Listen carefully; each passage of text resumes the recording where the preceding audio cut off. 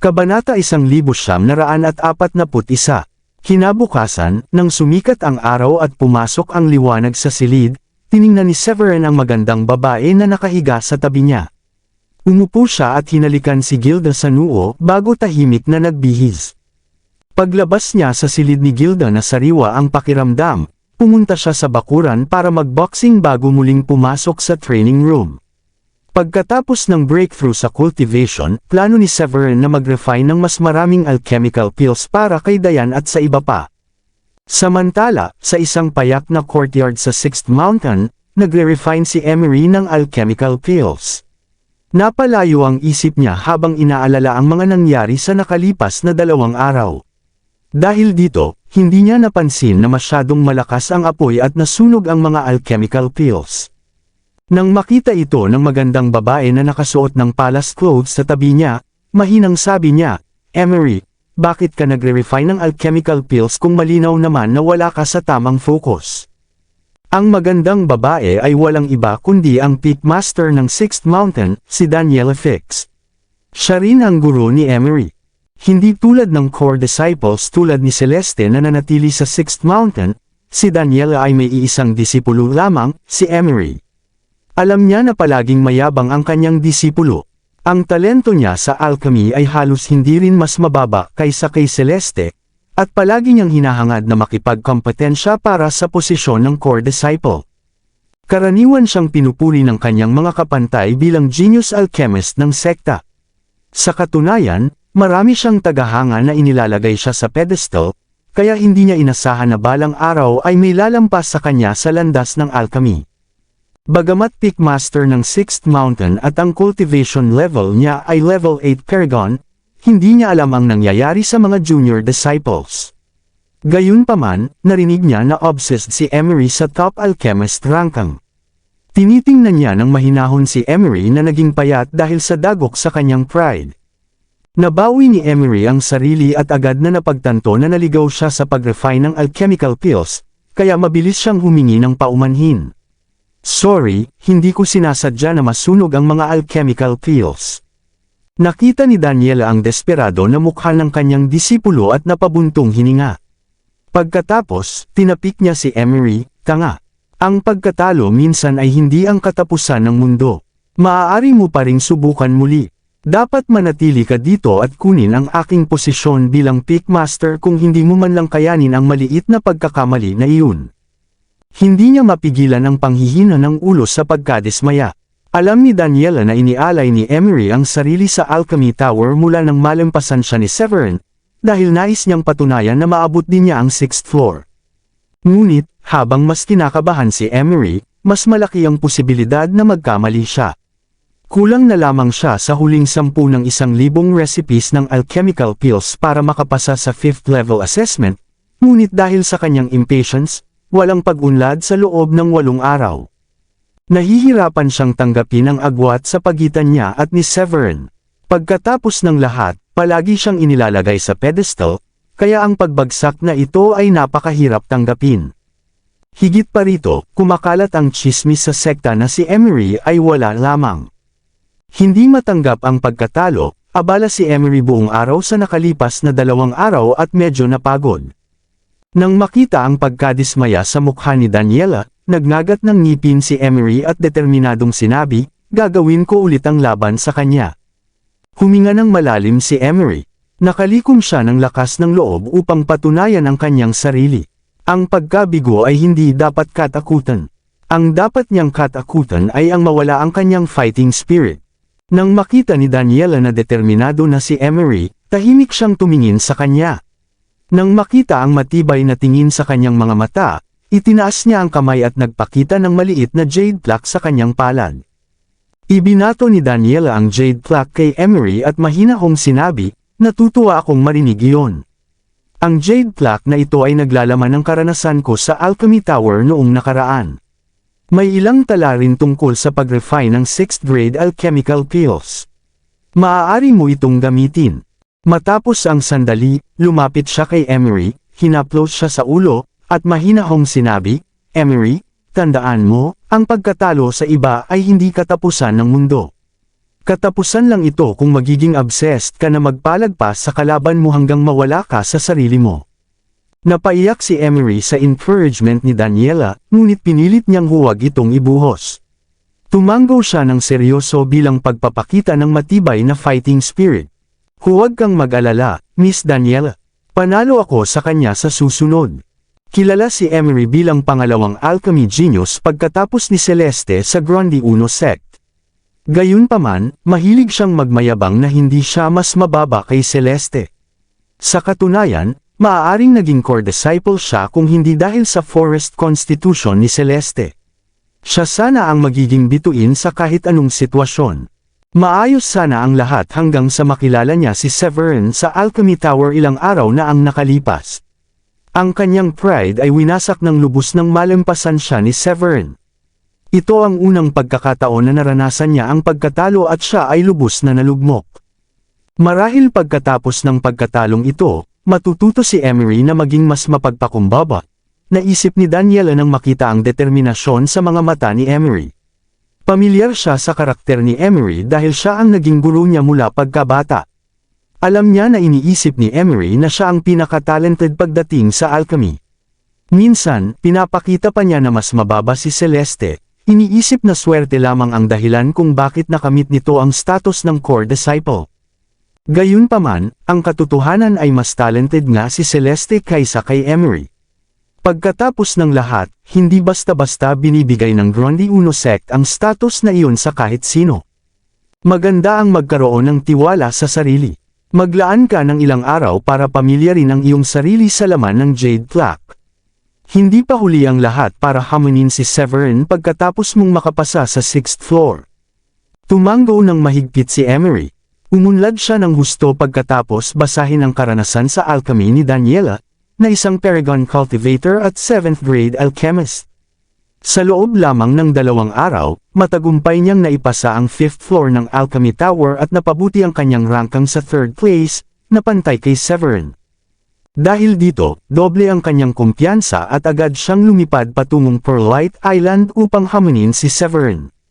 Samantala, nagpapahinga si Severin sa bakuran nang biglang nakita ng kanyang divine sense ang isang mahabang bahaghari na bumagsak mula sa langit at huminto sa labas ng Pearlite Island. Sa loob ng bahaghari ay isang babae na nakasuot ng puting damit, may maayos na pangangatawan at maputing balat. Wala nang iba kundi si Emery, na minsang nakilala ni Severin. Medyo naguluhan si Severin. Ano ang ginagawa niya rito sa oras na ito? Sa totoo lang, hindi niya gaanong gusto si Emery, na iniisip niyang sobrang mayabang. Severin, hinahamon kita sa isang alchemy competition sa Alchemy Tower sa loob ng 7 araw. Idineklara ni Emery ng mahinahon. Sa isang galaw ng kanyang kamay, isang sulat ng hamon ang agad lumitaw at lumipad patungo sa Pearlite Island. Alam ni Emery na mararamdaman ni Severin ang kanyang aura hanggat siya ay nasa isla pa rin. Tiyak na babasahin niya ang sulat ng hamon dahil hindi niya itinatago ang kanyang determinasyon. Natigilan si Severin nang marinig ang hamon, ngunit agad siyang nakabawi at binuksan ang formation upang payagan ang sulat ng hamon na makapasok. Sa sandaling iyon, bahagyang naunawaan ni Severin ang layunin ni Emery. Nahulaan niya na hindi matanggap ni Emery na nalampasan siya sa top alchemist ranking, kaya gumawa siya ng hamon upang talunin siya. Pagkatapos basahin ang sulat ng hamon, agad na tinanggihan ni Severin ang hamon ng hindi na nag-iisip pa. Pasensya na, pero magpapasailalim muna ako sa retreat. Bakit ka? Galit na galit si Emery. Paano siya matapang natanggihan ang aking hamon? Paano siya matapang nasirain ang aking dangal? Hindi pa naramdaman ni Emery ang ganitong galit sa pagiging minamaliit.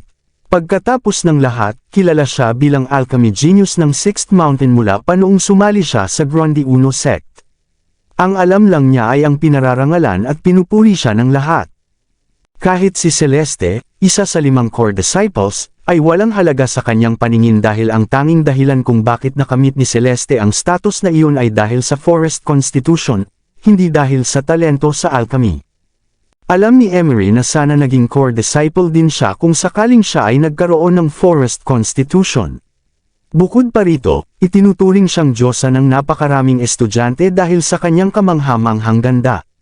Hindi pa binibilang ang pagkakaroon niya ng pangangalaga at proteksyon mula kay Daniela. Lahat ng ito ay unti-unting nagpataas ng kanyang kayabangan sa bawat araw na lumilipas. Gusto niyang makabawi mula nang malampasan siya ni Severin sa top alchemist ranking, ngunit napakahirap ipasa ang 5th level. Lalo lamang lumala ang lahat dahil sa kanyang walang pasensya, na nauwi sa paulit-ulit na pagkabigo matapos ang napakaraming pagtatangka. Hindi pa siya kailanman nakaranas ng ganitong kabiguan. Pagkatapos ng pagkatalo, unti-unti nang naging bangungot si Severin para sa kanya. Nasa siklo ng walang katapusang kawalan ng pag-asa siya kung hindi dahil sa pag-encourage ni Daniela. Sa wakas, nakapasok si Emery sa 6th level sa tulong ng maliit na jade plaque na ibinigay ni Daniela.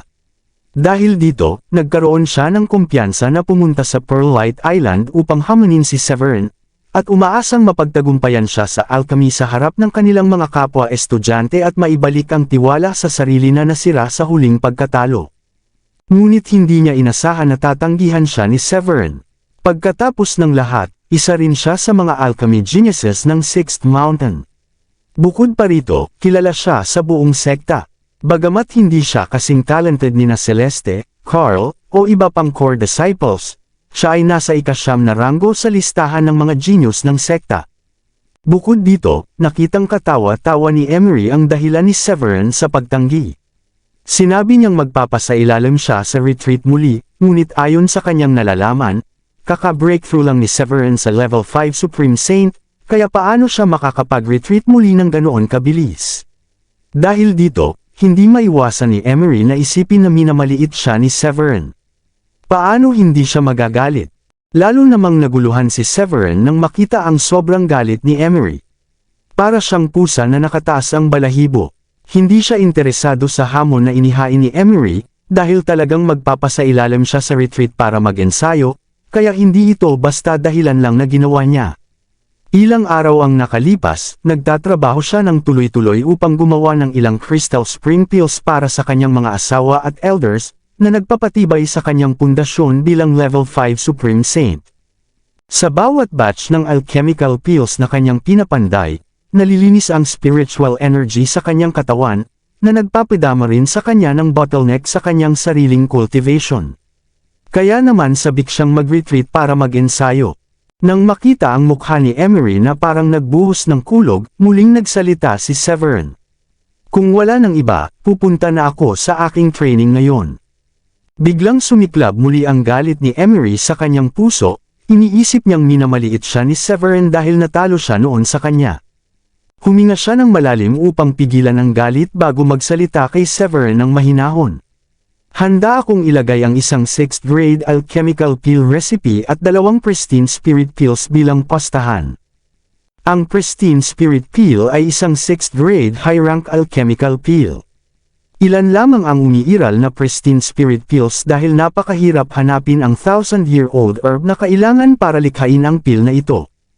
Ang pill ay angkop para sa kahit anong Supreme Saint, lalo na sa mga nasa level 9, upang pabilisin ang kanilang breakthrough. Ang epekto nito ay mas malakas kaysa sa Crystal Spring Pill, kaya't ito ay napakapopular sa mga sekta. Dahil level 5 Supreme Saint na si Severin, ang Crystal Spring Pill, na isang 6th grade medium rank pill ay unti-unti nang nagiging hindi gaanong epektibo para sa kanya. Kaya sabik siyang makuha ang ilan sa mga 6th grade high rank na alchemical pills. Agad na huminto si Severin sa kanyang ginagawa nang marinig niyang may benepisyo sa pagtanggap sa hamon ni Emery. Mas magiging tiwala siya sa kanyang breakthrough patungo sa level 6 Supreme Saint kung mayroon siyang tulong mula sa isang pristine spirit pill. Sa isip na iyon, lumipad siya pataas sa himpapawid at hinarap si Emery. Seryoso ka ba talaga nang sabihin mong handa kang ilagay ang alchemical recipe at pills bilang pastahan? Tanong ni Severin na may makinang na mga mata.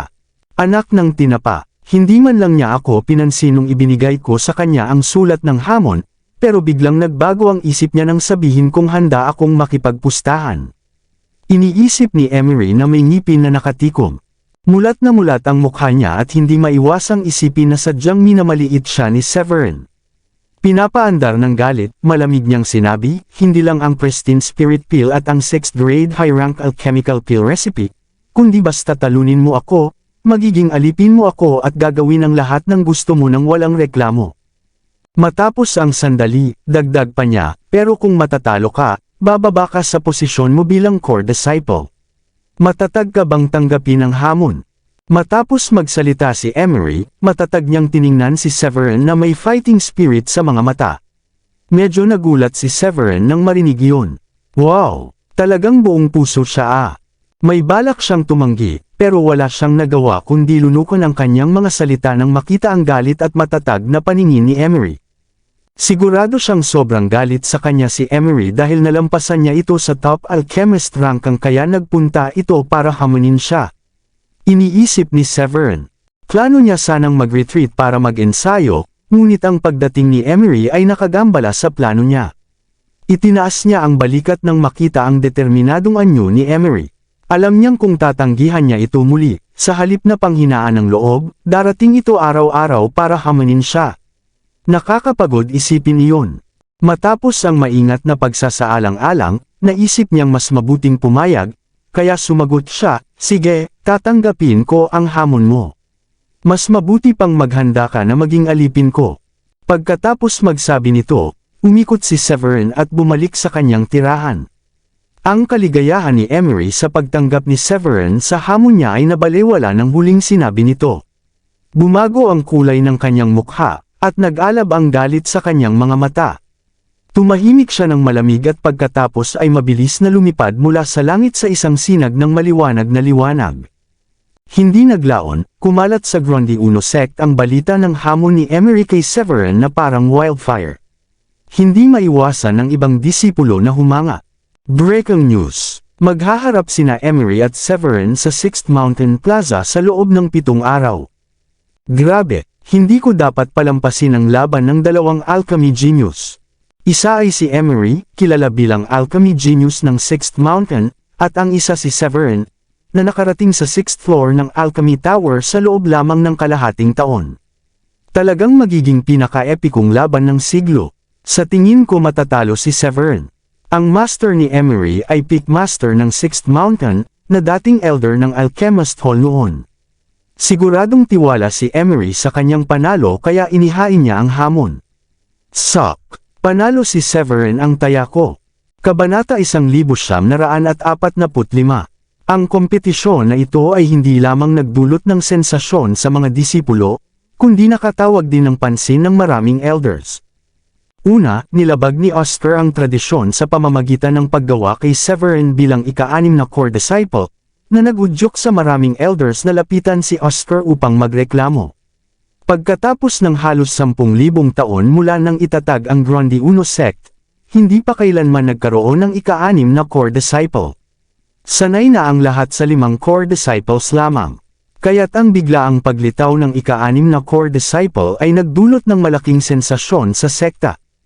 Pagkalipas nito, nang bumalik si Furland mula sa Sacred Lake, at unti-unti nilang naunawaan na si Severin ay may pambihirang kakayahan at may ilang top-level divine constitution, kaya't nagpaubaya sila sa kanyang pagkakakilanlan bilang core disciple.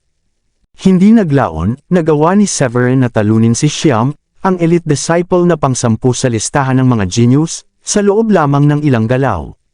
Dahil dito, nakilala siya sa buong sekta, lalo na't si Severin ay level 3 Supreme Saint lamang habang si Xiam ay level 5 Supreme Saint.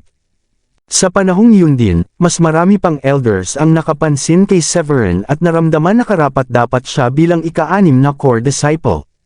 Ngunit ang talagang nagpaalala sa bawat elder sa sekta kay Severin ay nang umakyat siya sa ika-6 na level ng Alchemy Tower at nalampasan si Emery sa rankings. Si Emery ay ang pangalawang pinakamatalinong alchemist ng sekta pagkatapos ni Celeste at ang chief elite disciple ni Daniela. Hindi rin may kakaila na siya ay isang malakas na level 6 Supreme Saint. Bagamat ang kanyang lakas ay maituturing lamang nakahanga-hanga sa gitna ng maraming elite disciples, ang kanyang talento sa alchemy ay naglagay sa kanya sa ibabaw ng iba, at siya ay paborito ng maraming elders. Kaya't hindi katakatakang nagulat ang maraming elders nang malaman na nalampasan ni Severin si Emery at naging pangatlo sa top alchemist rankings.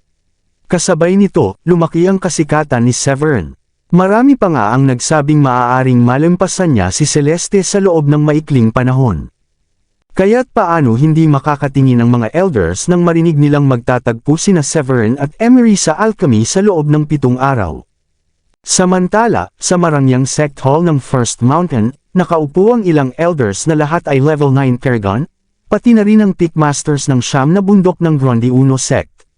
Si Oscar, na nakaupo sa Grand Preceptor's chair, ay tahimik na nakikinig sa mga ulat ng elders. Isang matipunong lalaki na nakasuot ng berdeng robe at may nakakatakot na aura ang nagulat kay Oscar ng may kaba. Ang kasalukuyang sitwasyon sa South Sky ay hindi maganda. Dinala ng Purevold sect at Day Firm sect ang kanilang mga supreme men at goddesses. Sa madaling salita, nanganganib ang Gronde Uno sect. Ang nagsasalita ay ang Pickmaster ng 9th Pick na si Oro Thrace, na pangunahing responsable sa panlabas na pag-unlad ng sekta. Agad namang nagkunot ang noo ng iba pang elders at Pickmaster sa hall nang malaman ang sitwasyon. Maaaring mawala ng Gronde Uno sect ng katayuan bilang numero 1 sekta sa South Sky kung magsanib ang Purevoid sect at Day Firm sect. Ang pagkawala ng kanilang status ay isa, ngunit maaaring makaapekto rin ito sa kanilang tsansa sa Starry Sky Battle Space, kaya alam ng lahat kung gaano kahalaga ang mag-ingat. Nang mapansin na tahimik ang lahat, isang middle-aged na lalaki na may kulay abo ang tumayo at nagsabi, "Ginoong Oro, sobra kayong nag-aalala. Lahat ng ating 5 core disciples ay level 9 Supreme Saints, at malapit na silang mag-breakthrough sa realm ng Paragon. Pagkatapos ng kompetisyon, makakapagsanay sila sa Secret Realm, kaya malamang na makaka-advance sila sa level 5 Paragon sa oras na ito sa susunod na taon. Kaya tiyak na mapapanatili ng sekta natin ang katayuan bilang numero 1 sekta sa Starry Sky Battle Space." Ang Starry Sky Battle Space ay isang secret realm na matatagpuan sa South Sky. Pinaniniwalaang ito ay may kaugnayan sa yungib ng sinaunang immortal. Bawat 100 taon, lilito ang secret realm na ito sa mundo. Nag-alab si Oro matapos makaranas ng pagtutol at pinagmamasdan ang lalaki. "Madali lang sa iyo na sabihin, Shannon. Pero may magagawa ba ang sinuman mula sa 7th Mountain laban sa akin sa Starry Sky Battle Space?" Ang lalaking tinawag na Shannon ay ngumisi sa sinabi at sumagot, "Wala namang henyo ang 7th Mountain." Pagkatapos ng sandaling katahimikan para sa dramatic effect, nagdagdag siya ng may ngisi, "Pero narinig ko ang tungkol kay Severin, ang core disciple mula sa Pearlite Island. Nakilala siya sa sekta, at ang balita tungkol sa kanyang nalalapit na paligsahan laban kay Emery ay kumakalat sa buong sekta. Magkakaroon siya ng pagkakataong magningning sa Starry Sky Battle Space sa susunod na taon kung maaalagaan ng mabuti ang kanyang talento," wika ng isa pang elder nang marinig ang sinabi ni Shannon. Pamilyar na ang mga Pickmasters kay Severin, lalo na't naging usap-usapan siya sa Gronde Uno sect. Nang marinig ang balita, ngumiti si Oscar ng may pagmamalaki at tila nasisiyahan sa sarili sa pagkakatuklas ng isang hiyas tulad ni Severin. Tiyak, may chaotic constitution si Severin, at bahagya niyang nalalagpasan ang abilidad ni Carl. Kapag opisyal na nagbukas ang Starry Sky Battle Space, may pagkakataon siyang makapag-breakthrough sa level 5 Paragon. Sang-ayon ang mga elders at Pickmasters sa pagpapatunay ni Oscar at wala silang ibang komento. Gayunpaman, ilang Pickmasters ang nagpakita ng kagustuhang dumalo sa paligsahan upang masaksihan mismo ang talento ni Severin. Samantala, kakatapos lang ni Celeste sa kanyang seclusion sa 6th Mountain. Medyo nagulat siya nang marinig na magtatagpo sina Severin at Emery sa alchemy. Kamakailan lang, nalampasan ni Severin si Emery sa Alchemy Tower rankings at nakuha ang pangatlong pwesto. Naniniwala siyang ito lamang ang simula ng hindi may iwasang pag-angat ni Severin, kaya't nagpadala siya ng isang tao sa Pearlite Island upang maghatid ng congratulatory gift kay Severin. Ngunit hindi niya inasahan na magkakaroon agad sila ng paligsahan sa alchemy. Kilalang kilala ni Celeste si Emery dahil pareho silang prodigies ng 6th Mountain. Kinikilala niya ang hindi maikakailang talento ni Emery sa alchemy. Kung hindi ipinanganak si Celeste na may forest constitution na pinapangarap ng bawat alchemist, maaaring hindi naging malinaw ang agwat ng kakayahan nila ni Emery. Naintriga si Celeste kay Severin, lalo na't nakilala siya sa loob lamang ng higit 1 taon matapos pumasok sa sekta. Ngumiti siya sa sarili at nagsabi, interesante. Ipinagmamalaki ni Emery ang kanyang talento, ngunit napagtagumpayan mo siya ng madali. Gagamitin ko ang pagkakataong ito upang makita kung gaano ka kagaling sa alchemy. Sa Fifth Mountain, naghanda si Raymond na pumasok sa seclusion sa isang hall na napapalibutan ng energy gathering formation. Nang malaman niyang magtatagpo si Severin at Emery sa alchemy, naramdaman niya ang pagtaas ng kasiglahan sa sekta.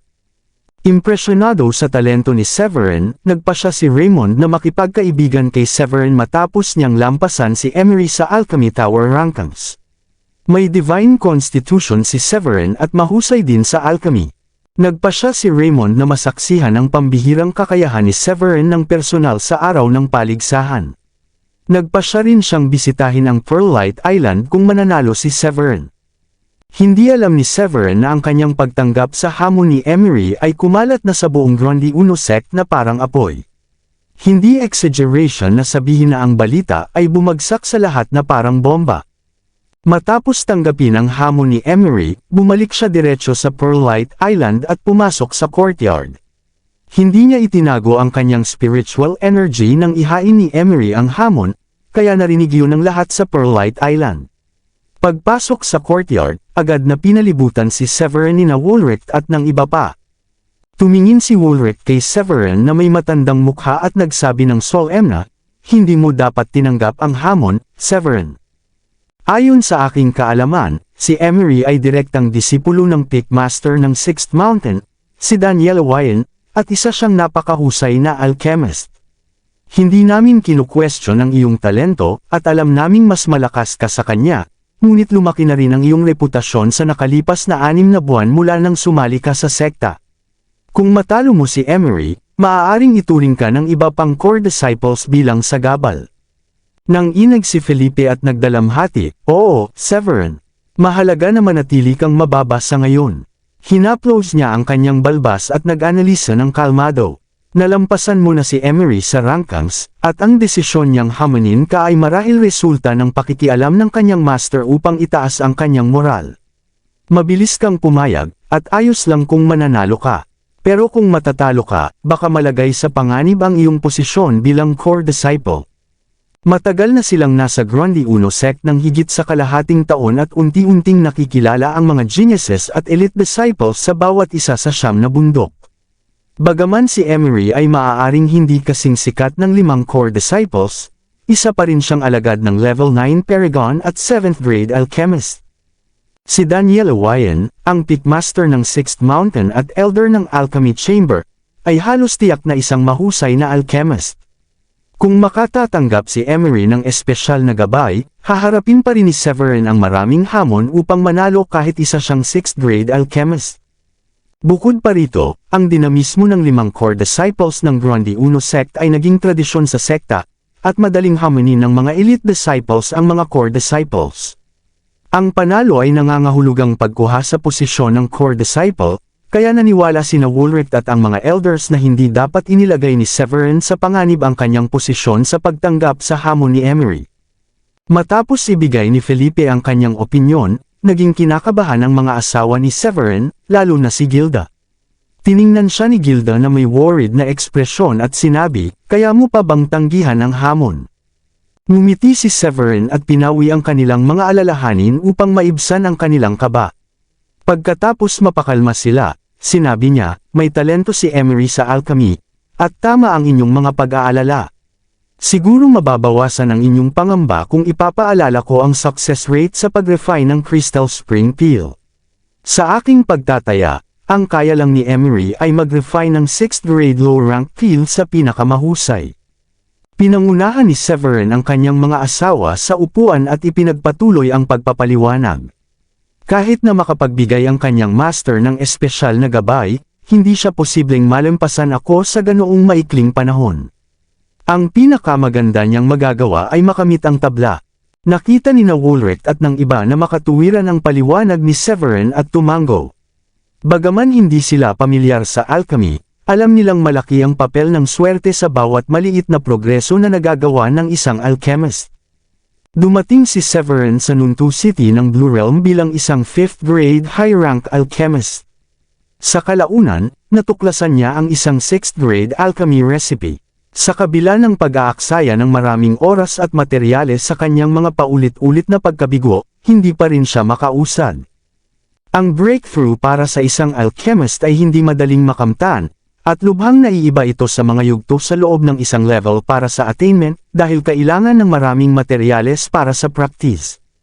Nang tumaas si Severin sa Alchemy Tower, nakalaya siya sa sitwasyong iyon at naabot ang 6th level.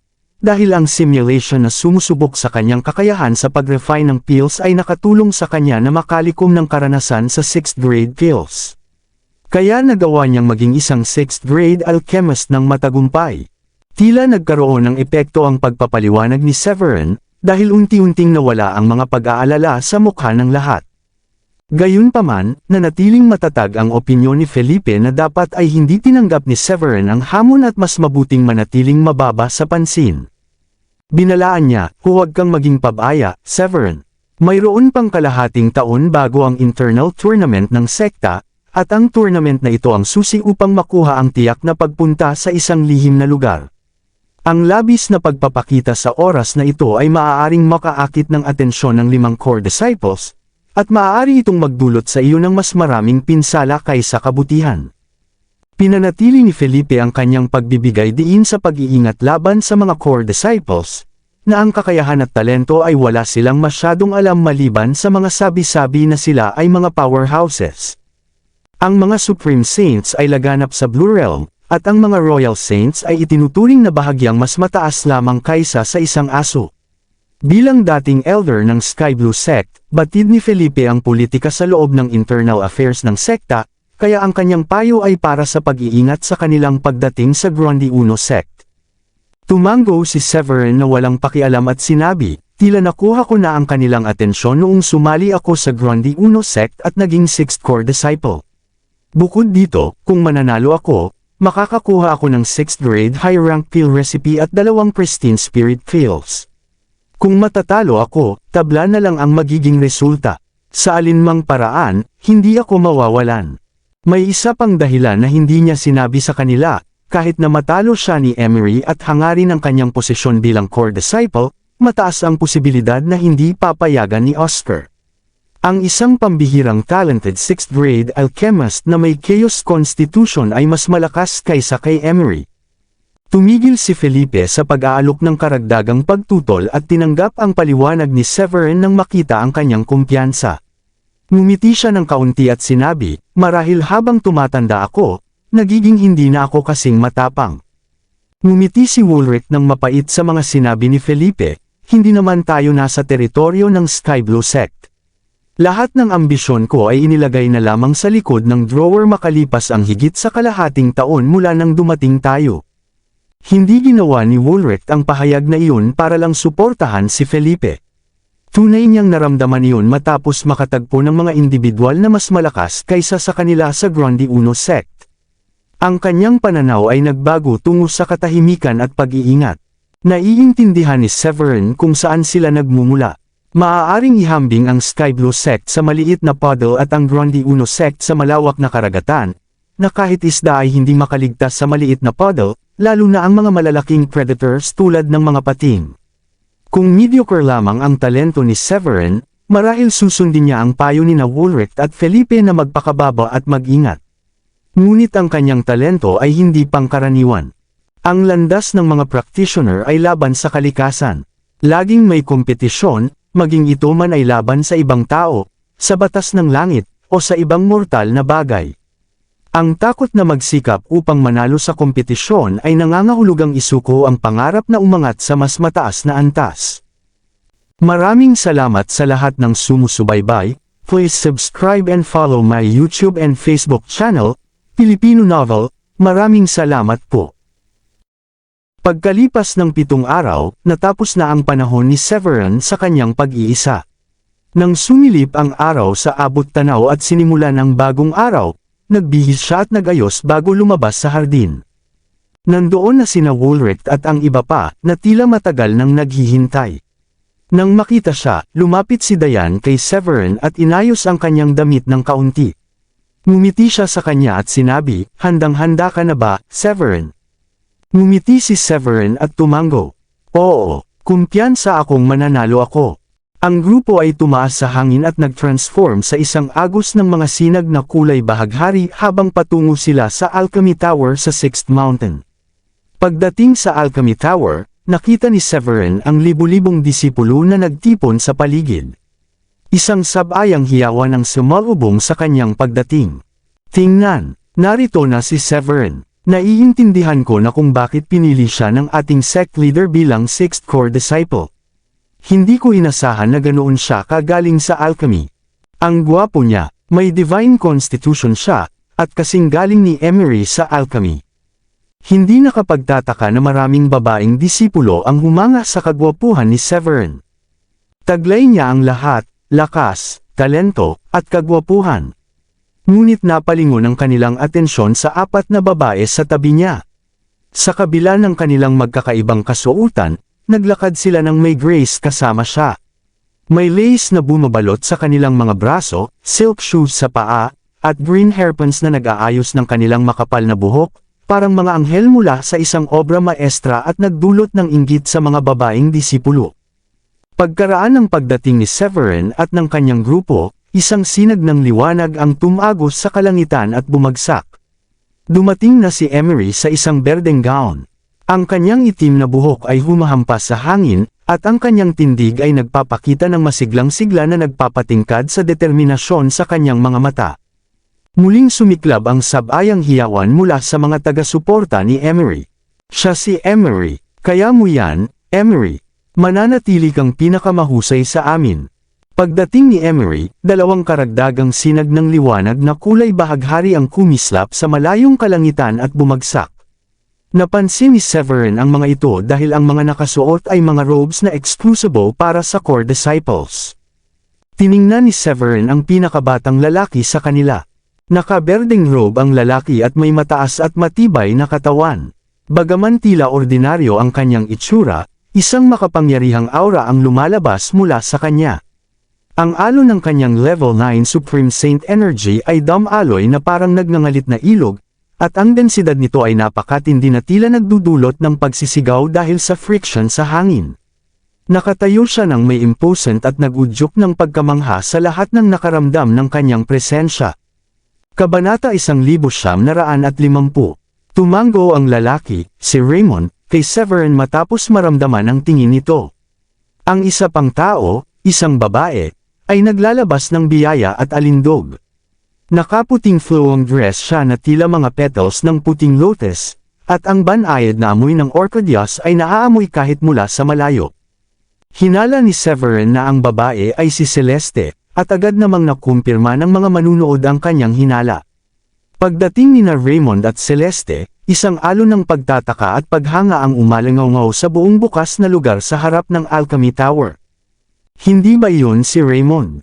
Siya ang 4th core disciple. At iyon si Celeste, ang 5th core disciple. Hindi ba si Raymond ay nag-iisa sa Fekda Island? Bakit siya nandito ngayon? Sino ang mag-aakala na ang paligsahan ngayon ay makakaakit ng atensyon ng 2 core disciples na bihirang lumabas mula sa kanilang mga isla?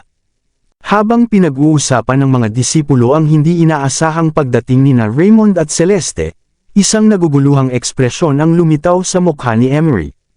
Kahit hindi niya alam kung bakit sila nandyan, nadagdagan nito ang pressure sa kanya. Matapos magpasya si Emery na hamunin si Severin, nag-ensayo siya ng husto sa ilalim ng patnubay ni Daniela at matagumpay na nakagawa ng 6th grade peel. Kahit ang peel na kasing hamon ng Crystal Spring Peel ay may 20th porsyentong success rate para sa kanya. Ngunit bahagyang naapektuhan ang kanyang kumpiyansa nang dumating si Celeste. Huminga ka ng malalim, Emery. Kailangan mong maniwala sa sarili mo. Tumalinga si Emery at huminga ng malalim bago niya hinikayat ang kanyang sarili. Pagkaraan ng ilang sandali, ilang karagdagang sinag ng liwanag ang bumaba mula sa kalangitan.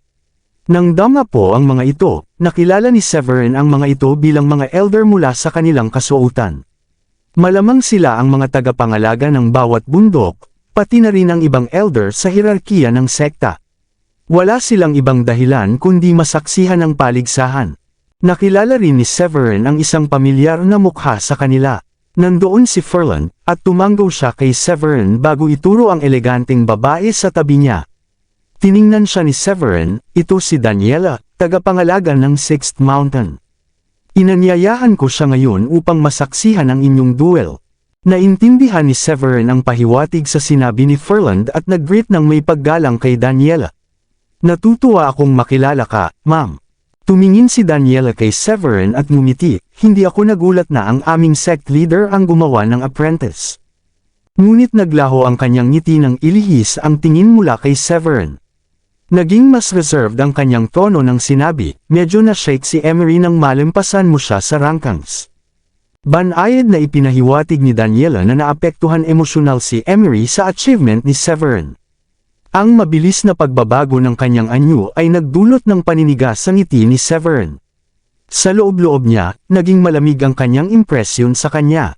Pagkatapos tingnan ang kumpiyansa ni Emery at ang walang emosyon na ekspresyon ni Severin, tumayo siya at sinabi, dahil parehong pumayag ang dalawang panig sa paligsahan, hayaang magsimula na ito. Ngumiti si Ferland at hinaplos ang kanyang balbas habang inanunsyo, idineklara ko dito ang pagsisimula ng paligsahan. Sinumang makakagawa ng pinakamataas na kalidad na pil ang mananalo. Ang mga patakaran ng paligsahan ay simple, isang sukatan ng kanilang kahusayan sa paggawa ng pil. Sa pagtatapos ni Ferland, bumaba si Severin at Emery sa lupa at kinuha ang kanilang mga furnace.